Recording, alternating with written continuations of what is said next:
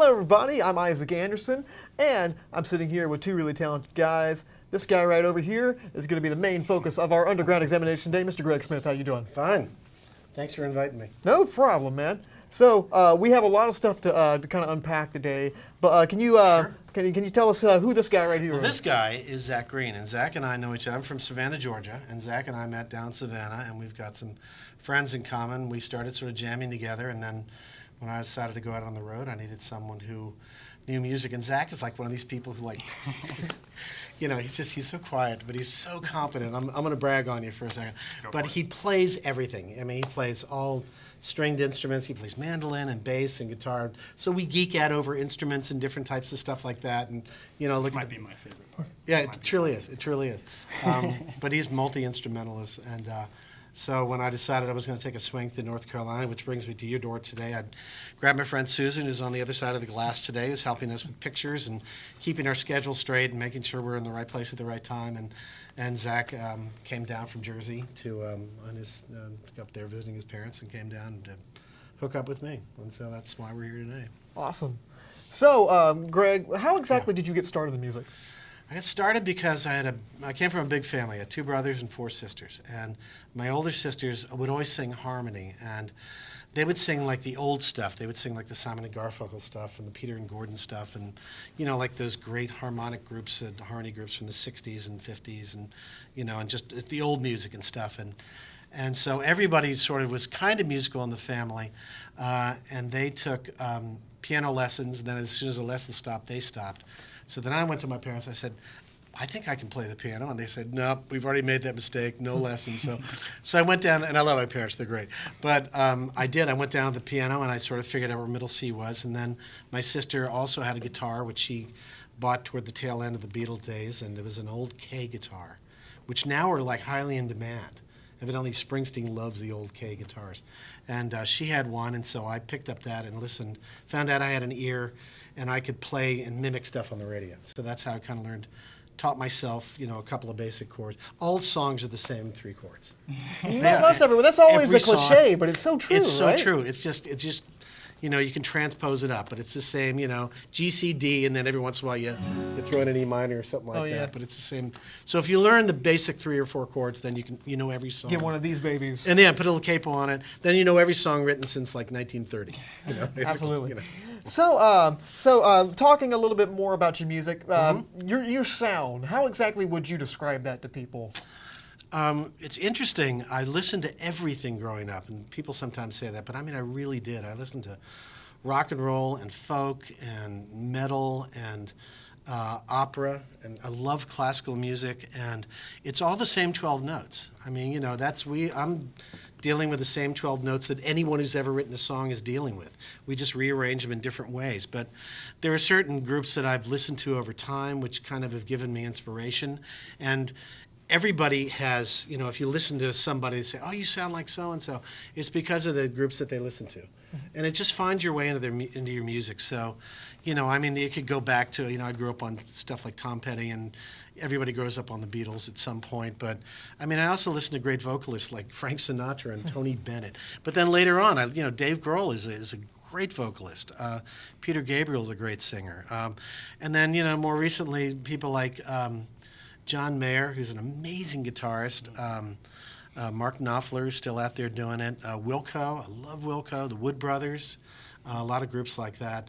You just sort of find what you like, and you kind of, you know, make your path, and then off you go. Absolutely. So on that same kind of thing, the process of creating your musical sound, was that something you actively said, I kind of want to make this kind of music, or was it just something that naturally just kind of comes from you and you just can't help but write this kind of stuff? I think it's the latter. You know, the songwriting process is I literally will wake up and there'll be a melody in my head. Or I'll be about to go to sleep and I'll put my head on the pillow and a melody will hop up in my head. And if it's really good, I say, damn. And then I get up because I'm, you know, warm in bed, but then I'll write it down, or I'll play something on the guitar, you know, so I can remember it in the morning, because it'll go away right away. But songs just kind of appear, or I'll hear a little bit of something and I'm a great thief. You know, I'll find a little riff, or someone will play a riff, or Zach will play something and I'll say, oh, let's take that, and then if we, you know, that could be a verse, and then let's add a chorus to it and stuff like that. So sometimes it comes from just nowhere. A song will just absolutely drop in your head and you don't know where it. I've sat down and just started playing a song. Make Your Point, a song I may play for you a little bit later, is a song like that. It's just like boom. Waiting for the Truth, which is the title track of my latest album, it just popped into my head. Sweet. I don't know where it came from. Okay. Well, I think that's our next song. Actually, Yeah. Waiting for the Truth. Actually, Yeah. so I guess we're gonna be waiting on the truth of how the song came about. I guess. So without any further ado, this is Waiting for the Truth. Sure. by Mr. Greg Smith. Let's play that. Okay. Well, let me do this real quick. All good. It's technology is everything, right? Sorry. Absolutely. It's got its-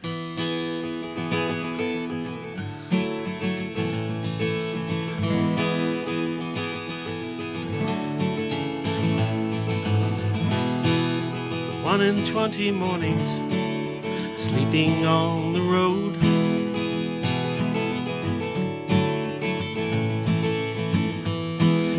Two in 20 evenings, till I see my home.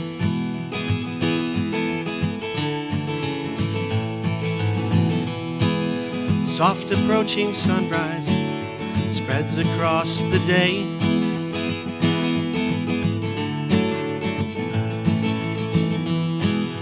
Continental highway endlessly replayed.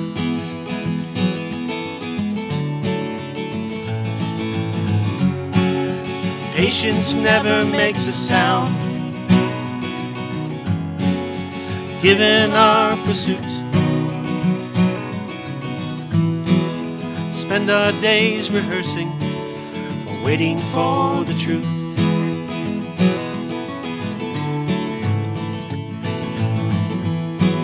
You're staring at the moon tonight, I can see it too.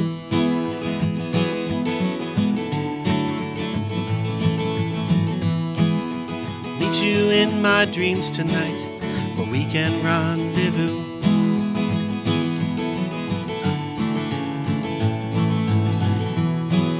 Stars upon the water glimmer in the light.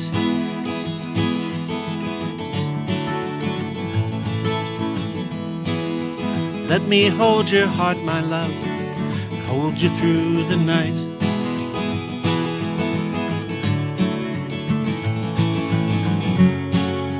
Patience never makes a sound, given our pursuit. Spend our days rehearsing, waiting for the truth.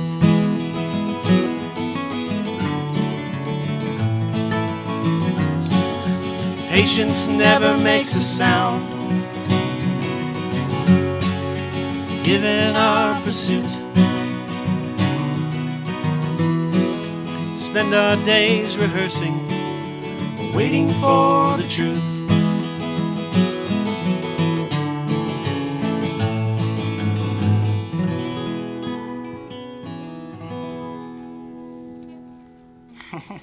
I like the little move at the end. Yeah, That was really cool. perfected that. Okay. Hours in front of the mirror. Very nice. I could tell. It was really cool. Yeah. Beautiful song, guys. Thank you. So we touched a little bit on kind of where your musical sound comes from. Specifically, what kind of bands or artists influence your music? And this goes for both of you. So, Greg, why don't you start? Like I sort of saying before, it just sort of depends. I've always sort of been drawn to guitarists and pianists. But most of the guitarists, people like good pickers and stuff like that. And, you know, there's just some great guitarists. Actually, I have a thing about rhythm guitarists, and I think that they're underrated. Most people always think about, like, the solo player, the guy, you know.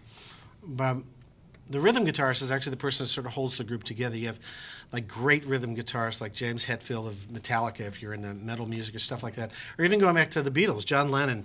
Everyone talks about the solo work that, you know, that Harrison did, but John Lennon really held that band together, and I was always, you know, really intrigued. And then by finger picking, I love bluegrass, and I love like the old flat and scruggs sound, you know.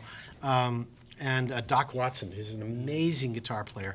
So, it would be great if you could in your life to take like Doc Watson and drop him into Metallica and see what would happen, which will never happen now since Doc's gone. But I'm sure you can find a YouTube compilation. yeah, somewhere. or something like that. But I like good musicians who play their instruments well. So, Heard that. Zach, what about you? I would definitely echo a lot of what you said, Greg. Just because I think, good music is good music. If you have an ear for it, then you know what it is. But yeah, I went basically the same route where I kind of started out with, I think the Beatles were one of the first like classic rock groups that I ever listened to. And then from there, you just, it takes you everywhere else. I think the Beatles are the Rome of music, where everything comes back to them and leads. It seems like the linchpin of everybody's Yeah, musical it understanding. is. Seriously, But the yeah. funny thing about that is that people talk about living in the time of Mozart. What would it have been like to live in the time of Mozart or Beethoven? These great people. Our parents and some of us lived in the period of the Beatles, where they were making music, and it's music that is timeless. And it's not taking anything away from all the other great music that came before it, during, and after. But it was special stuff because it was simple melodies, well played, and great songs, very memorable songs. They're kind of like the how Star Wars is to people that love film. Like people Yeah. always get into music because of the Beatles. People get into film because of Star Wars. Like, Totally. they're kind of close to that. Yeah, we'll people get got- more on that in a minute. Yeah, people got into journalism because of Woodward and Bernstein. So everyone gets in for some. There's inspired always by that big something. catalyst that draws people into it. But Absolutely true. so you guys have been doing this for a while. You probably racked up a few interesting experiences. So as far as some experiences that are the most memorable, what would you have to say about that? Today, this Yeah. is it right now. Oh, thank you. This moment, this studio, right here, right there. Seriously though, no, this is great for us. Every day is like every time we do something like this, I love it. It's just meeting new people and things like that. But I think the most thrilling thing for songwriters, the first time you hear something that you wrote on the air. And I was in Savannah. It was just a couple of years ago, and I just released an album, the album before this one. And I had submitted a song, like local musician night and something. So I had submitted a song, and it got chosen. And I was in the parking lot, and it was dark, and there was nobody around. And I had the sort of car radio on, and the song came on, and I felt like such an idiot, like dancing around the car, to something that I had written and that I had recorded in my studio, and there it was on the radio that everybody was listening to. That's kind of a neat moment for anybody who's ever written or sang anything. It's a very special moment when you see all the stuff that you work so hard on Totally actually come to is. fruition. Yeah, and it's mixed in with like all the other like important musicians of the day, and it's just like really cool. So. Oh, Zach, do you have one? Or? I gotta say it's today as well. I mean, this is my first time being live on the air like this. And Oh, it this is, yeah. the setting, Yeah. So yeah, I'm excited to be here and having a great time. Yeah. Cool. So the next song you guys are playing, what is that? This is a song, it's called On Your Shore, and at some point I wanted to write a song that was, I love gospel music, and there's such a rich tradition in I worked on a presidential campaign years ago, and we took a swing through the South, and the best day of the week was Sunday, because we would go to these churches, and he would stand up there and give his speech, but then the pastor would say, brothers and sisters, blah, blah, blah, and then there would be the band and the guy on the organ and the drum and then the choir and everybody singing. And so this was an attempt of mine to write something that I could imagine being sung in church, not by a whole choir. It's a little quieter and very an acoustic sort of based song, but it's a song called On Your Shore. Good. And so there's some allusions in there. I'll let you judge for yourself if it works. Awesome. Well, this is On Your Shore by Mr. On Your Greg Shore. Smith. Okay, good. Let's give it a shot.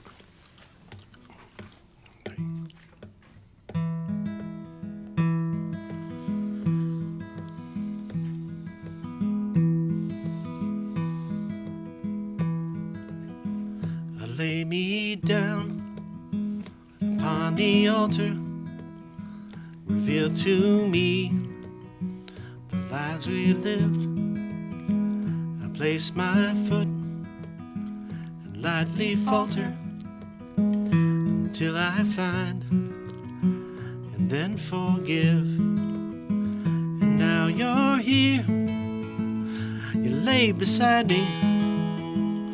I feel you rise above the floor, and I'll be here. I will wash over just like waters on your shore. Amazing grace, it cannot save you if you ignore what you believe. But if you work your salvation, you find your place before you leave. And in that harbor, safe and sound now, we'll have ourselves nothing more. And I'll be here, I will wash over, just like waters on your shore. Zachary?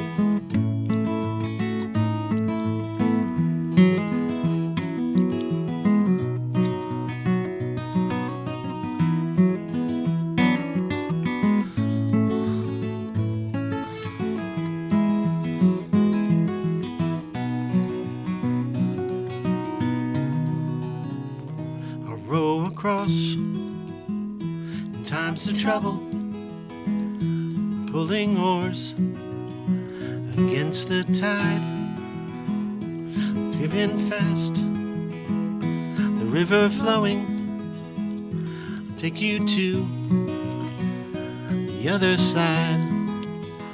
We'll reach that harbor, safe and sound now. We'll have ourselves nothing more. And I'll be here, I will wash over, just like waters on your shore. Just like waters on your shore. Just like waters on your shore.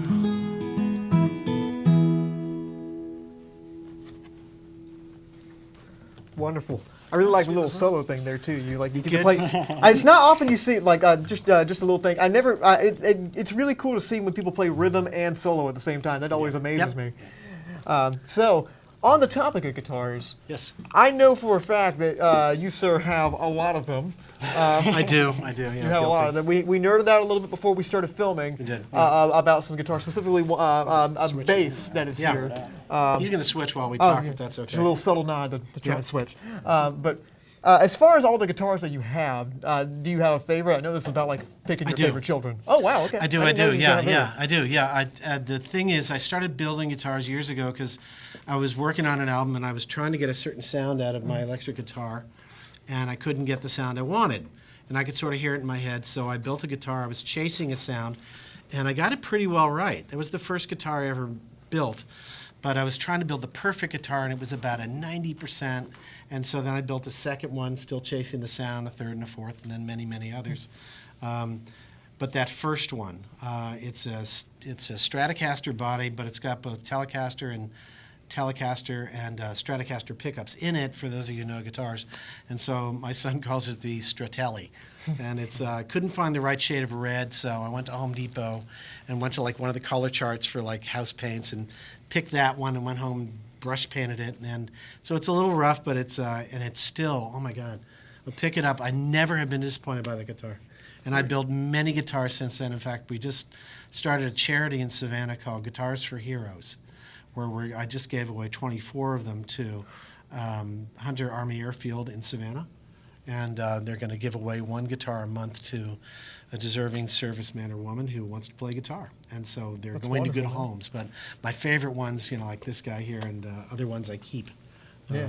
So This one's got quite a story to it too, man. this does. The short story is I bought this years ago, back in the 70s, and then it sort of fell out of favor. I found another bass I liked better, and so I sold it.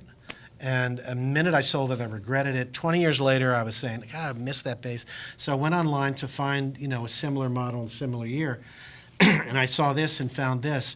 And then I'm crazy enough that I keep the old paperwork, and I check the serial number, and it's this bass. It was that bass, hand to God. And so I bought the bass back, and it still has, my belt buckle scratches on the back here like that. It's no doubt. So I know it's mine, and the serial numbers match up. And so it just took a 20-year vacation with somebody else is sort of how I figure it. Sick. But now it's back home, and Zach found it, and I don't think I'm going to get it back. So it looks good on you, man. It does. He wears it well. All right, so you've obviously been doing music for a good while. What advice would you give someone that's kind of trying to break into a musical career? Don't give up. If everybody tells you you're doing something wrong, then you're probably on the right track. It's really true, and no one's going to give you anything. So you just get out there. I mean, we were in Greenville last night, and we were going to sit around, and Zach came in town to come in town to do your show today. And we were going to sit around and have dinner, and I heard about an open mic, so I called Zach. He was still in the car driving down here. I said, "You want to do an open mic? Because musicians, we play." And so you just do it. You just play. And we might go to an open mic around the corner tonight here just for fun. Just anybody, if you want to do it. But this is not just music, Isaac. This is anything. Just if you find something you love, just don't let people. If you're an artist, do your art. Don't do his painting and don't do his song. Do your own, and then stick by it. Find a true circle of friends who you trust. Say, oh my God, you need to be in another line of work or something. But if you're generally on the right track, do something different and stick with it, and find people who believe in you. Absolutely. Yeah. And people always veer more towards, the people with like really distinct taste and like instincts and whatnot. It's really true. Yeah, but the people that kind of fall in line with like trying to play something that they think people are going to like are usually the ones that get swept under the rug. Absolutely. Yeah. I mean, what do you hear on the radio? Yeah. I'm sorry? In a couple of years, those are the people that get forgotten. Yeah. or just No left question. behind. No question. Yeah. So you've released, I believe, it's 9 albums 9 so albums, far. yeah. Okay. And the last album that you just came out with an album. I Yes. believe it's called Waiting for the Truth. Waiting Just, for the Truth, the one I played from earlier. Yeah. Yeah, for sure. Yeah. So the last album you released, that was called So Far, correct? So Far was a collection of some of the songs of the earlier ones. I can't call them greatest hits because hits means you're like a guy who has sells hundreds of thousands of records. But they were what I thought were the best of some of the previous, and it's a sort of a special album. Sweet. So now, this is another one kind of like picking your favorite guitar. I don't know if you have a favorite, but do you have a favorite on that album? I do, yeah. I mean, and you're right, it's hard. But because they're all, as they say, as any musician will tell you, they're all my children. But, and they're all special for whatever reason. But there's a song called Make Your Point, which is just a really simple, it's about, a lot of the songs I write, are like everybody writes, are about, relationships and, the endless struggle in the human condition. But Make Your Point is really about, if you've got something to say what you mean and mean what you say. And stick with it. And that's really kind of the sentiment of that song. And it's just a simple melody, and I like that song a lot. Sweet. And I'll play it for you if you like. Just go ahead. Would that be okay? That would be okay. Oh, awesome. Okay. Go ahead. Good. We did a little bit of change on the arrangement, so I'm just going to do that. Change that. And it's in the key of E for you keeping score at home.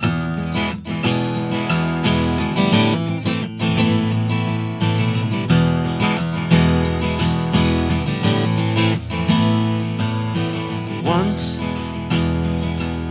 saw you as yourself.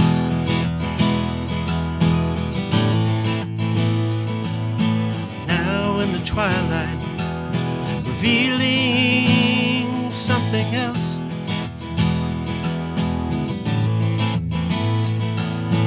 Come through the doorway, stand in the light of the day.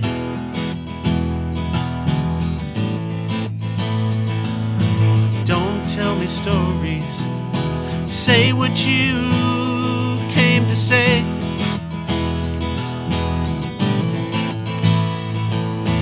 Make your point to me. I deserve at least that much. Make your point and then go. Such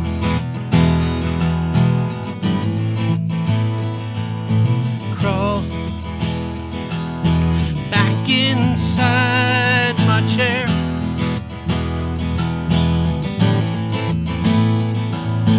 Drive through the night and I end up nowhere.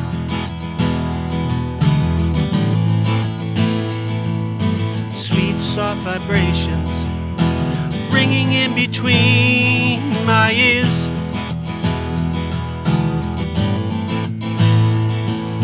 shatter the eardrum, too played out for tears.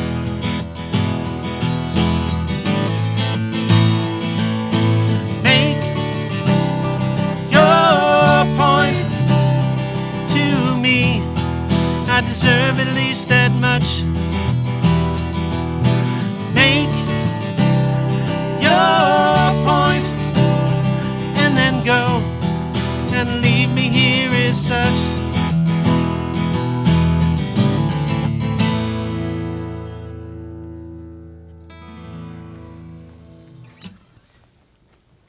Well, you've definitely made your point after that song. So, I was really excited to talk to you today for a lot of reasons. Number one, your music. Second nice. off, because I know you have a history in working in the film industry. You're not do. only a film lover, but you've also been in the system, and you've worked on a lot of stuff that people know and love. Yeah, I've been lucky enough. For a period in my life, I worked out west. I worked at Lucasfilm and worked on some of the films, the Star Wars series and the Indiana Jones series and stuff like that. Then when I came back east, because I came back to Washington, D.C., and still worked for Lucasfilm and also for IMAX and did a bunch of the space films for them and became the astronaut trainer, actually, when they would film in space with the IMAX camera. Since for some reason they wouldn't let me go up there, I went to Houston and would train the astronaut crews as to how to use the sound equipment. And so I did that for a lot of years. But I've worked on a lot of films that you've heard of and a lot of films you've never heard of, and but some of it's still really cool work. Like one of my favorite films is Howard the Duck, which is the worst film you will ever see anywhere. They're actually talking about redoing it, which just boggles my mind because it was terrible. But the sound on it was great. And I was on the sound team for that, and I really enjoyed working on it. So it just depends, And on another film I did for Spielberg was about Lincoln with Daniel Day-Lewis, and I was able to fly to Kentucky, and I found in a museum Abraham Lincoln's watch, the watch he had in his pocket the night that he died. Yeah. And I recorded it for the film. And actually, the sound of it's in the film, going tick tick tick tick tick, and so that's kind of neat too. Yeah, it's kind Little of living touches like history. that make films to me. I love They that are. kind of stuff. They do for me too. Yeah, I love Yeah. that. How exactly did you start in that industry? How did you break into it? Stumbled into it, like a lot of things that I do. Sort of right place, right time. A friend of mine had left, and I was working at NPR at the time, where I was a producer and an editor. And one of my friends went to go work at Lucasfilm as an engineer, and called me and said, "Yeah, you said someday you might want to work in film. Well, they have an entry-level job." And before she could hang up the phone in San Francisco, zoop, it was there, and applied, and they hired me because I knew something about sound. And so I worked on their sound teams for years, and then learned other things about camera. And then because I've always loved film, used to go to every film I could see when I was a kid. So Heard that. it's always sort of been inside me. So. Heard that. So I know you mentioned a few things that you definitely really enjoyed working on. Well, is there a specific one that's probably your favorite project that you've worked on, or one that's the most memorable to you? The favorite film project? Yeah, your favorite Yeah. film project.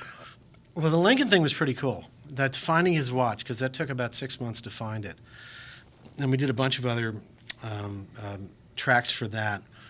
Probably in addition to that, just working on the space films, working with the actual astronaut crews, where you would go down to Houston and then go inside the shuttle mock-up, and it's a complete life-size replica down to every little button and light, and you walk in with the astronauts, and all the astronauts are different. They're all brilliant, but some of them are very military, and they just want the facts, and and others they're goofballs.